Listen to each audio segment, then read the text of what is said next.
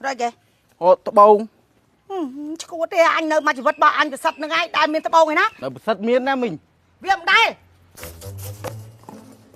chú mà lên đây ôm cứ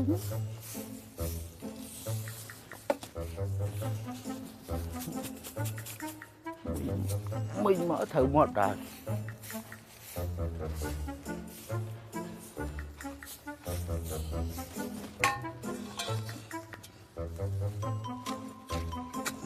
lên rồi cái đó bà rồi kìa tao bông chứ có thế anh nơi mà chỉ vật bọ anh phải sật nữa ngay đại miền tao bông này nó tao bông nó bay lên nó bằng chân ra tao nặng cái đấy nó sật miên á mình viêm đây miên tao bông anh chưa tao bông nhom chùm mình chứ đâu mày tao bông nhom căn cái bộ ơi mình chùm hả bà thật đấy căn cái bộ mình chùm mình căn cái bột mình chứ đâu hay tao bông nào kìa bông mình rồi chập nó là lơ men anh tha tục chất nó tục chất mê tục chất cài men ta chùm mánh nhom này nó đây nó cái lô vi tay tao mà nắm được cài với trẻ mở bà hay tập bắt cho phải anh do tao thân chiến á nhom chú mánh mình hiệp tao hãy đi xăm tập bài men dạ men nó nè đó nè mà kiên luôn mà nhom ô mà ngái vậy nè anh đây lần chơi ngoan men á anh vậy men á nhom vừa ăn trong thì nhom nhẹ chuối cứ bàn mà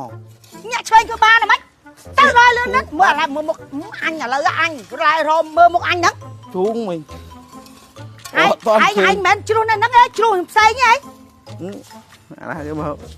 nơi nắng chú này nè mà đông nè cái ai mới ra nó mà đông đi nấc mày nhom hôi mình nè mà đông nè nó là mồ là ra mấy nè nhom hôi là ai đây ô mày cười nhây cười nhây cười nhây bà đi tao bông cười pi tiền cười pi bà trông sao vậy ui à mà lấy tiền à thế mình bánh cao nó hai chỗ mưa ăn chứ ba bánh cao nát tao bông mình tao bông đi đang học bao miếng nè bà ta đi ạ pi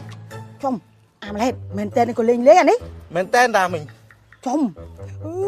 cái mùi ngờ hay nặng hay cái thưa bạn đi đây bạn mày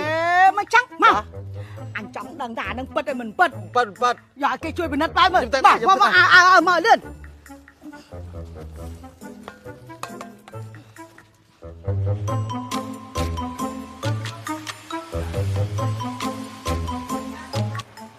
đây miền xưa miền xưa bông cha con trơn anh cho lấy bom anh toàn đi ôi miền rương trong prap tích nhỉ trong xưa chui mơn tích nhỉ đây cái bom nèขโมยខ្ញុំបាត់ត្បូងដល់ពេលขโมយគេទៅរកមើលទៅហើយរួចវារើសបានមកក្របទៀតហើយចង់ដឹងថាណាប៉ិតណាខ្លាយនេះរើសបានយូរនៅបងរើសបានព្រឹកមាញ់ចឹងចាខ្ញុំវាដល់ពេលវាធ្វើឲ្យបាត់ត្បូងនេះត្បូងខ្ញុំនេះត្បូងរបស់ខ្ញុំហើយដល់ពេលវារើសបានអានេះអញ្ចឹងចាត្បូងនេះត្បូងបងហ៎ចាអានោះត្បូងយូរឆ្នាំហើយរើសបានអានេះវិញចាអានេះត្បូងទុកយូរនៅបងយូរហើយយូរឆ្នាំហើយសំណាងបែបបងពណ៌នេះប្លែកបងចាចង់បានឃើញរឿងប្លែកជាងគេហ្នឹងទីមួយមើលសាច់វាឌីសិនអាហ្នឹងបោះបង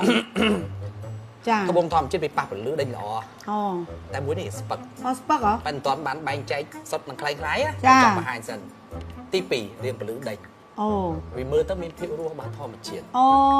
ទី3ចឹងអាចតាមដានមើលស្នាមធម្មជាតិរបស់សាច់ត្បូងព្រោះធម្មជាតិវាច្រើនមានតិចតួចពីធម្មជាតិមកមានស្នាមប្រេះបែកយើងកាត់សាច់ហ្នឹងចេញទៅបានឆ្នៃអាហ្នឹងយើងមើលនឹងពលឺទូរស័ព្ទចឹងបានដែរអាចតាមដានមើលអញ្ចឹងយើងមើលគេបោះសាច់វាភ្លឹងមួយនេះអត់មានសាច់ស្នាមទេវាមិនមែនថាអត់ស្នាមមិនមែនធម្មជាតិទេគ្រាន់តែធម្មជាតិភាគច្រើនកម្រភាគច្រើនមានតិចតួចពីធម្មជាតិដែរឬមួយទៀតយើងអាចមើលកែវព្រីចេះដើម្បីមើលសាច់ខាងក្នុងអានេះសាច់វាស្អាតណាធម្មជាតិកម្រមានសាច់ភ្លឹងអញ្ចឹងណាចាយ៉ាងឆ្នៃស្អាតណាស់ក៏មានជាប់បន្តិចជួយពីធម្មជាតិចាមួយនេះវិញចាយើងតាមដានមើលបន្តិចជួយរកស្នាមនេះបងគេនេះទេអូហើយស្នាមវាជាប់ស្នាមប្រេះបែកនេះអូហ្នឹងនេះឃើញនេះ អូយើងមើលទូរស័ព្ទចឹងបានដែរណោះ បានបងអញ្ចឹងកាលណាមានស្នាមអញ្ចឹងវាជាសញ្ញាមើលហើយប្រហែលជាធម្មជាតិ អូ តែមិនទាន់ដល់ស្រងទេតើយើងមើលទៅលើហ៊ុនធម្មជាតិថែមទៀត ចា អញ្ចឹងមួយនេះវាពណ៌វាស្មើហ្មងបងឃើញទេ ចា វាខៀវអត់មានកន្លែងណាមួយដែលពពាលដែលបង្ហាញថាហ៊ុនធម្មជាតិព្រោះធម្មបងធម្មជាតិមានហ៊ុន ចា តែពេលអាមួយនេះវាស្មើសាច់ ចា ពណ៌វាខៀវទាំងអស់ អូ តែពេលអាមួយនេះបងមើលវាអត់ខៀវវាសកន្លែងដែលអត់មានពណ៌ហ្នឹងសព្រោះធម្មជាតិមានហ៊ុននៅគូត អូចឹងហ៎នេះគូវានេះហ្នឹងហ៎ បាទវាមានពពាលខៀវហើយអាផ្ទៃដែលអត់ហ៊ុនហ្នឹងគឺស ចឹង អញ្ចឹងបានត្បូងរតនគិរីអញ្ចឹងកាលណាកាត់គូតរះដាច់ហ៊ុនហ្នឹងពណ៌ខ្ចីជាងមុន អូយអានេះត្បូងរតនគិរីមែន បាទ ហើយចុះអានេះ អានេះជាត្បូងខ្លាយ គេប្រាប់ខ្ញុំគេយកមកលក់ឲ្យខ្ញុំដល់ផ្ទះកាលនោះថ្លៃណាខ្ញុំទិញថ្លៃ យូរនៅ យូរហើយតាំងឆ្នាំតៅជាង វ៉ាវតែពេលជីវបានខ្លាយតែពេលអារើសបានត្បូងធម្មជាតិសុទ្ធ មែនតាឥឡូវខ្ញុំចង់សុំធ្វើគ្រឿងបដៅទៅជួយធ្វើគ្រឿងឲ្យខ្ញុំបដៅមកចឹង ធ្វើម៉ូតអីដែរបង ឥឡូវស៊ីសងលើជាងថាម៉ូតអីល្អដាក់មក ត្បូងនេះធំបងធ្វើបតោងក៏ស្អាតដែរបងឆ្លាញ់ជីនជាតិឬក៏បតោង អីក៏បានឥឡូវមានម៉ូតដែរមានម៉ូដែលមើលហើយ មានបងអញ្ចឹងឡើងមើលខាងលើបន្តិចបង ចឹងហើយហ្នឹងហើយតោះចឹង